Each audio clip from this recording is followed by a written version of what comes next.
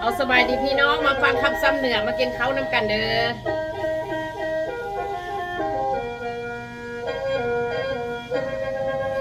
บ้านนี้เสิร์นพวกพี่น้องมากินข้าวกับเจ้าบ้าบังคงเขาวิ่งซ้ำเฮานาโอ้น้ออันว่าเจ้าป้าบังนี่นะเครื่องประกอบบ่มีลายทานเลยแต่ว่าอายของมันกุ้มกันใจยามคุยตุยใส่เข้าไก่น้อยง่อยมือยามใบน้อไม่จูจำจิ้มซิมแล้วแซ่บนัวเจ้าเอ้ยแม่นว่าก่อนสิปรุงเจลป้าบัมนี่นาก่อนอื่นนั้นจีเอือดป้นเนื้อมันหอมเนื้อทานเอ้ยอ้อมป้าบัมหลายปีตากออกมาพอดำตามมาพักเทียมบานมาทอมหรือมาแคนนวลคนเสือถวยเม่นกินได้เสียบนัวทาเดยเอาสุขสบายดีพี่น้องเอ้ย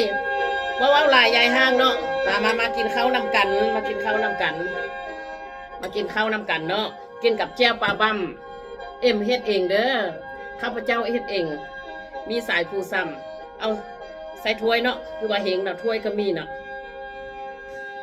กองกลาง4 ขีดกองน้อย1 ขีดขีดหนึ่ง30,000พี่น้องเอ้ยมากินข้าวนำกัน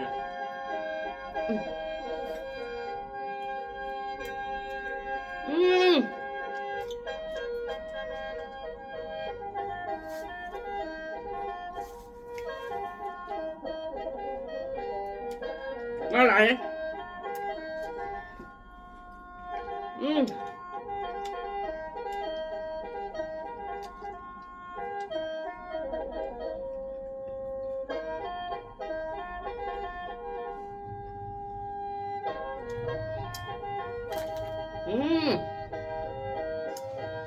น้องหางไทยเวียงสว่างเอิญน่ะน้องพางไทยสำเนือเอิญน้องหางเสื้อหา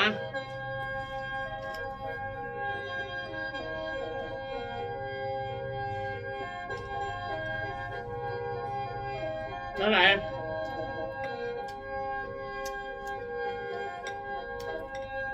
เพชร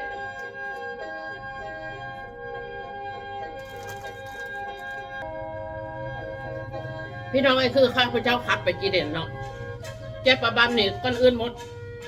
ต้องคั่วมักเพชรให้มันหอมตามมาผักเทียมปลาบัมมักหมาดหรือมักแคนผู้ใดมักจังสั้น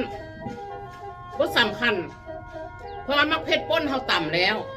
ต่ำตั้งหักแต่ผักเทียมต่ำตั้งหักแล้วผักบัมถ้ามาคนใส่กันก็ถือว่าเป็นแจ่ปลาบัมว่าจำเป็นใช่มาใส่โคกต่ำอันนี้แจ่ปลาบัมซ้ำเหนือนะผู้ใดเฮ็ดก็แสบมดแต่สไตล์ไผ่สไตล์มันเด้อพี่น้องเด้อผู้ใดมักต่ำใส่โคกก็ต่ำเฮ็ดน้อยก็ต่ำใส่โคกคือข้าพเจ้าในเฮ็ดหลายเป็น100 กิโล50 กิโล100 กิโลต้องหันมาเกิดปนหันมาเผ็ดปนคั่วแฮมสาตำผักเทียมตำผักเทียมก็ตำอะไรโมเป็นบดเลยเอาปลาบัมมาถ้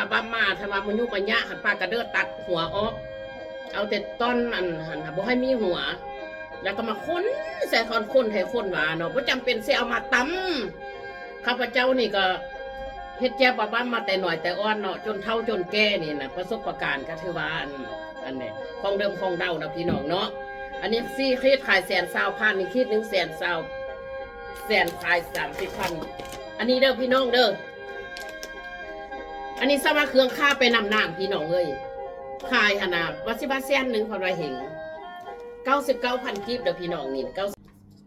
อันนี้เคียบหมูเด้อพี่น้องเด้ออย่าลืมทักมาตามมันเพจเด้อตามเบอร์โทรเด้อเจ้าเด้อขอบใจหลายๆบาย